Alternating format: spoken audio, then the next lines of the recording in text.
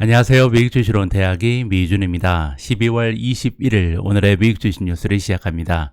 오늘은 영국 기준으로요. 1년 중에 낮이 가장 짧은 날입니다. 한국의 동지가 12월 22일이니까 하루 정도 차이가 나는 것 같고요. 어쨌든 전 세계적으로 이번 겨울이 그 절정에 다다르고 있는 것 같습니다. 영국의 겨울방학은 굉장히 짧습니다. 우리 아이들이 오늘까지도 등교를 하고요. 내일부터 한 2주 정도 겨울방학을 맞이하더라고요. 내가 어렸을 때는 굉장히 겨울방학이 기다렸었는데 라는 옛날 생각이 조금 났습니다. 자, 오늘 하루 1년 중에 가장 낮이 짧기 때문에 조금은 열심히 부지런히 움직여야 할 것 같습니다. 자, 1년 중 가장 낮이 짧은 12월 21일 보내드리는 오늘의 미국 주식 뉴스 바로 시작합니다.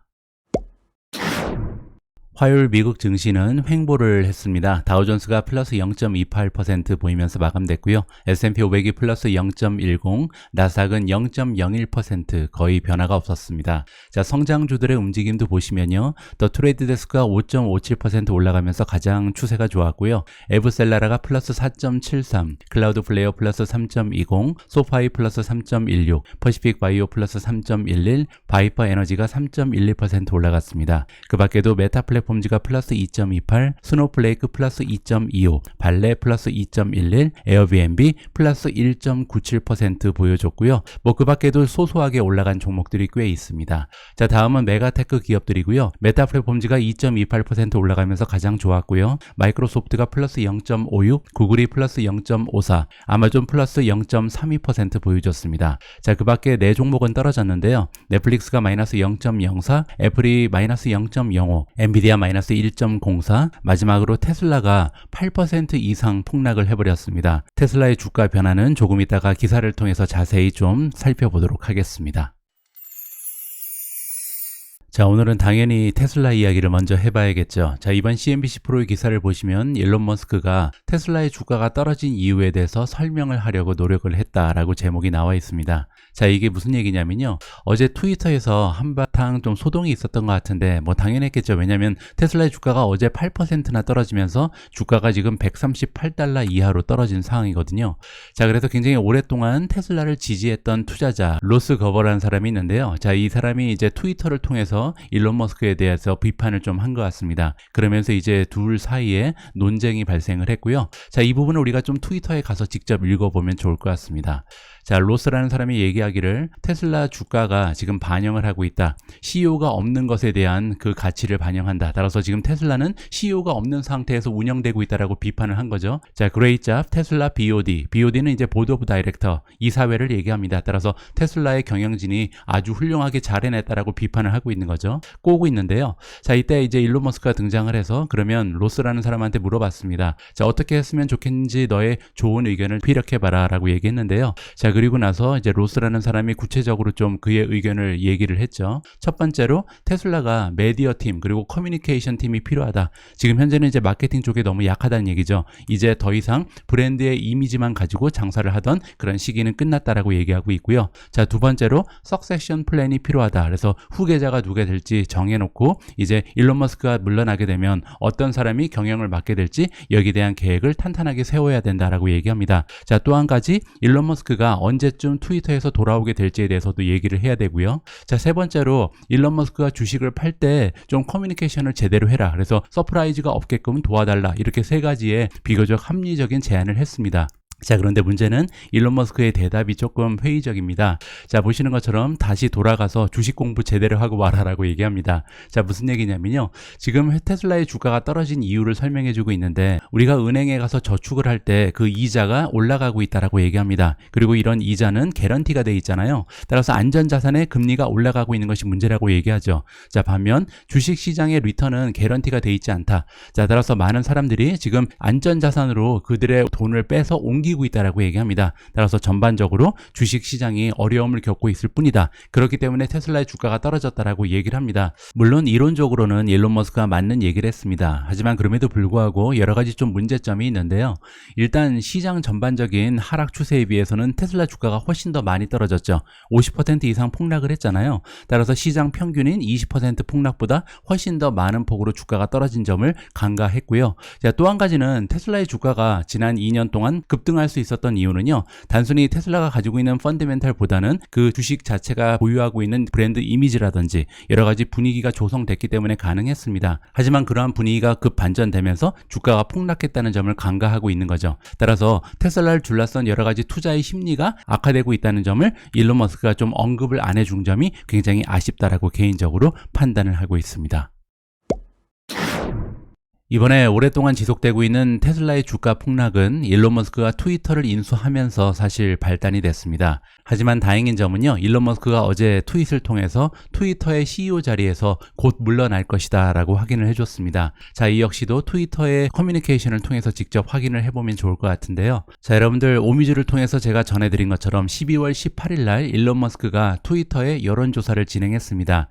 트위터의 CEO 자리에서 내가 내려와야 하는지 거기에 대한 대중의 의견을 물었잖아요. 그리고 나서 그 결과에 나는 승복을 하겠다, 따라가겠다라고 얘기한 적이 있습니다. 그리고 무려 1750만 명이라는 엄청난 사람들이 보팅을 했는데요. 자, 그 결과를 보시면 42.5%가 NO, 그리고 57.5%가 YES를 선택을 했습니다. 자, 그리고 나서 어제 트윗을 통해서 일론 머스크가 이런 얘기를 했죠. 자, 나는 트위터의 CEO 자리에서 물러나겠다. 자, 이 자리를 맡을 만큼 멍청한 사람을 찾는 대로, 따라서 자기의 자리를 승계할 후계자를 찾는 대로 CEO 자리를 넘기고 자기는 물러나겠다라고 다시 한번 얘기를 했습니다. 자, 그리고 나서 나는 소프트웨어 팀 그리고 서버 팀만 맡아서 경영을 하겠다라고 자신의 의사를 피력을 했습니다. 따라서 조만간 일론 머스크가 트위터의 CEO 자리에서 물러나겠다라는 발표가 있을 것으로 우리가 기대를 해볼 수가 있겠죠. 자, 최근에 제가 다른 유튜버 영상에 이 썸네일을 좀 보면요, 테슬라를 정리했다라는 썸네일이 굉장히 많이 올라오더라고요.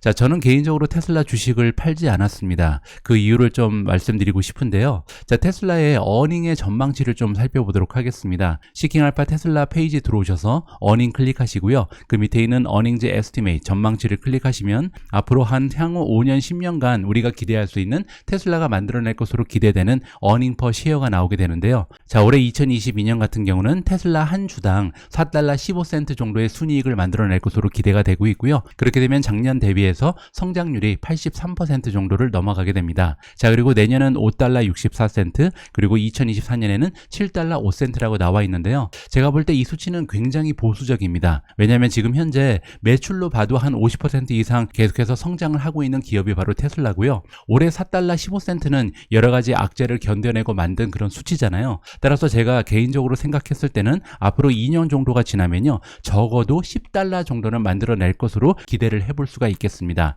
자, 그리고 만약에 2024년 말, 그리고 늦어도 2025년 말에 10달러 정도를 한 주당 만들어내게 되면요, 주가는 어닝 곱하기 멀티플이잖아요. 따라서 10달러에 우리가 기대할 수 있는 멀티플을 곱하면 됩니다. 그때 만약에 테슬라의 PE 레이시오가 20배가 되면요, 10달러 곱하기 20해서 200달러가 나오게 되는 거죠. 자, 그런데 만약에 20배를 넘어가는 그런 멀티플을 만들어낼 수 있다면, 뭐 예를 들어서 30배라든지 40배의 PE 레이시오를 만들어낼 수 있다면 200달러를 훨씬 초과하는 주가를 달성할 수 있는 것이 지금 현재 어닝 곱하기 멀티플을 통해서 우리가 확인을 해볼 수가 있겠습니다. 자, 지금 현재 주가가 137.80을 보이고 있기 때문에 만약에 2년, 3년 후에 200달러, 250달러 이상까지 올라갈 수 있다면 현재 주가에서 상당히 높은 수익률을 기록할 수 있다라고 저는 개인적으로 기대를 하고 있는 거죠. 자, 따라서 지금 현재 테슬라를 둘러싼 여러 가지 분위기는 굉장히 좋지가 않지만 만약에 실적이 뒷받침이 된다면 결국 멀티플이 20배 이상은 부여가 되면서 테슬라의 주가는 200달러 이상까지 올라갈 수 있다.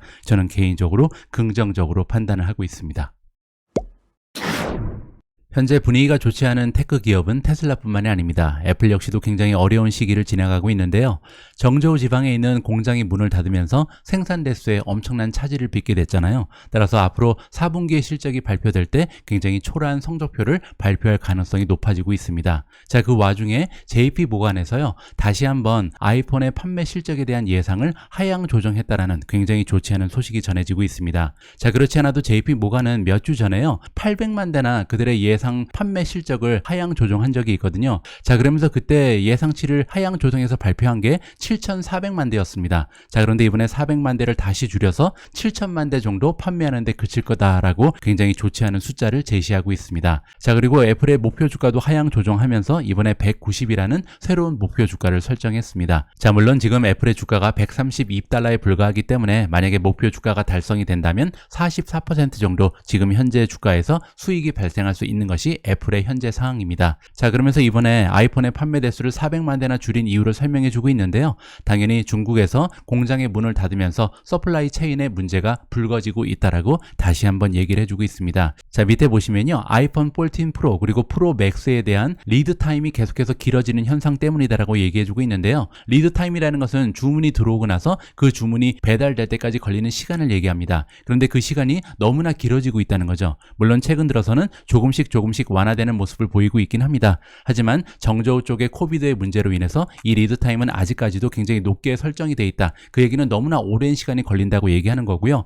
그렇지 않아도 4분기에는 많은 아이폰을 판매하면서 매출을 극대화하는 그런 시기잖아요. 자, 그런데 하필이면 현재 공급망에 문제가 생기면서 좋지 않은 실적을 발표할 가능성이 굉장히 높다. 따라서 추가적으로 목표 주가도 하향 조정하고 그리고 아이폰에 대한 판매 실적에 대한 예상치도 하향 조정했다라고 이해가 가능합니다.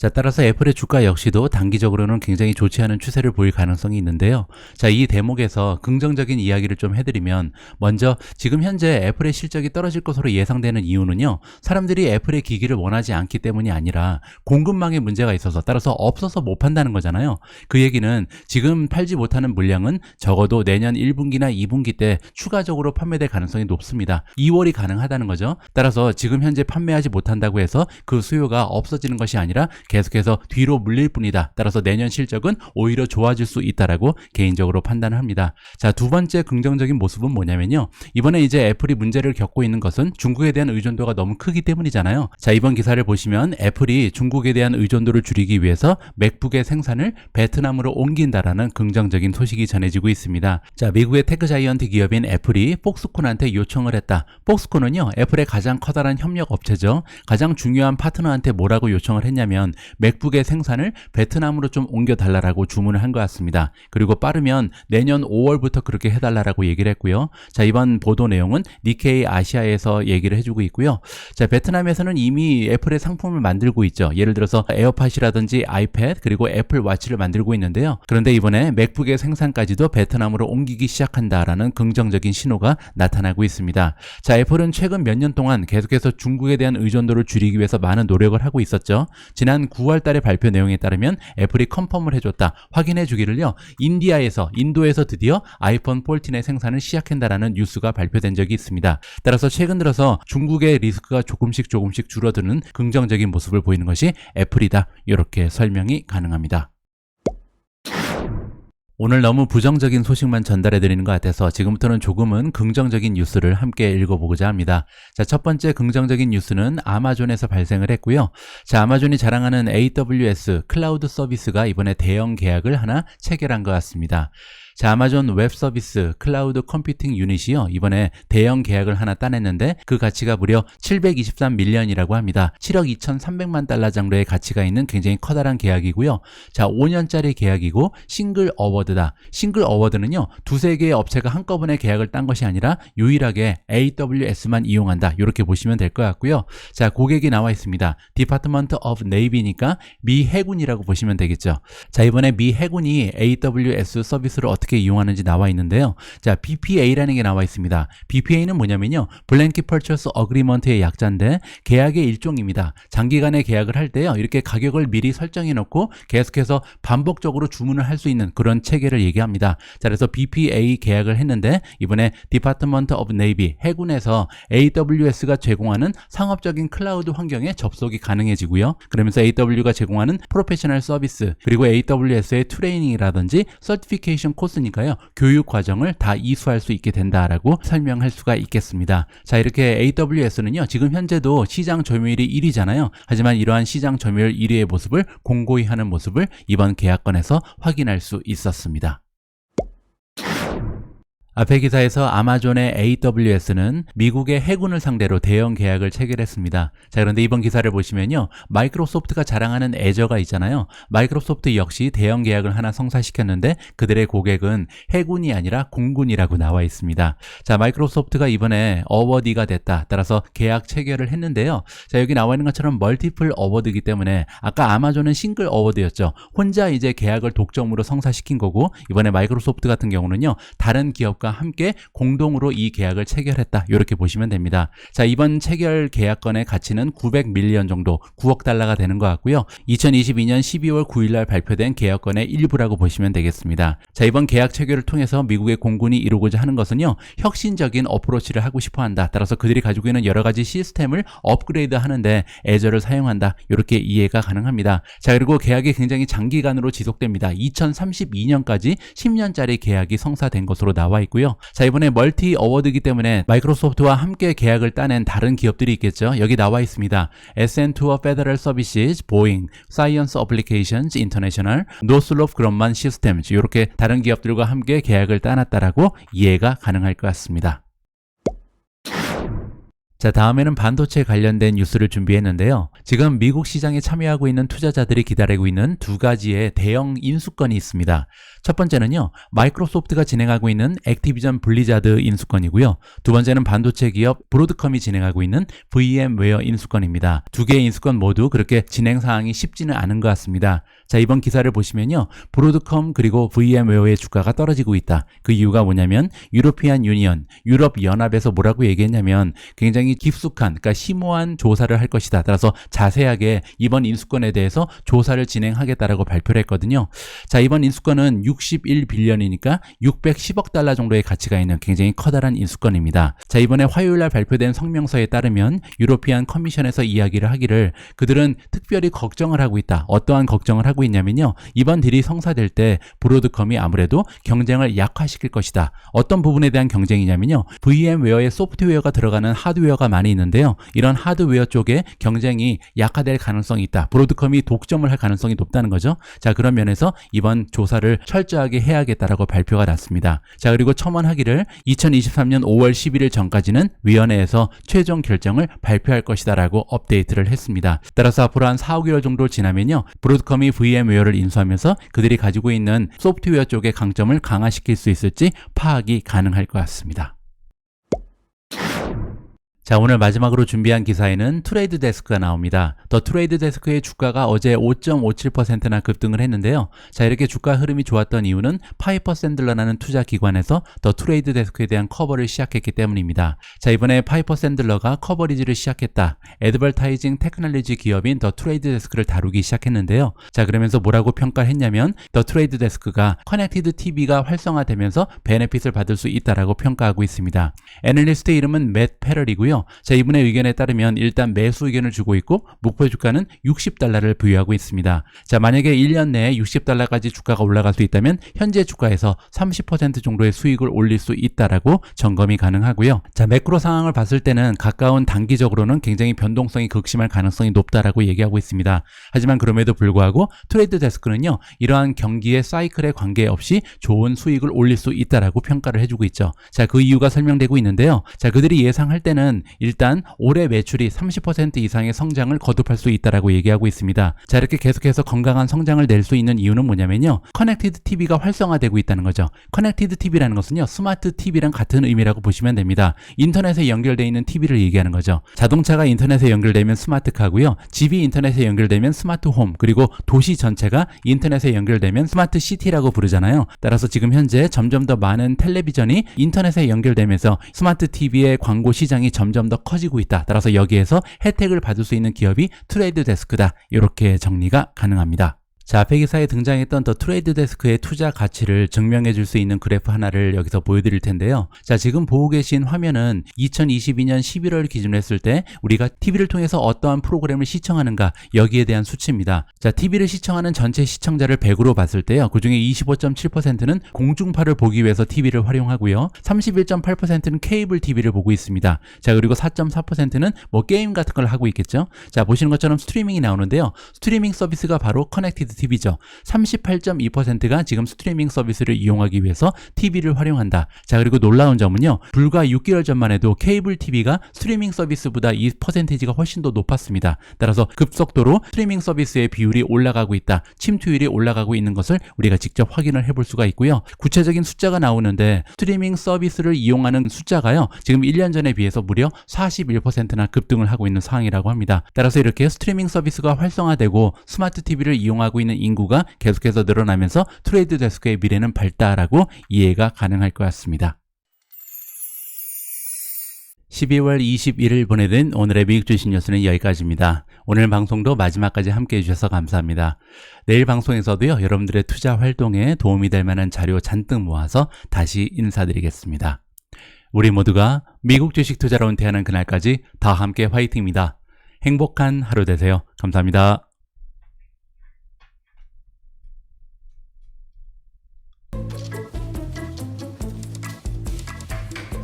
It's sunny, numbnuts.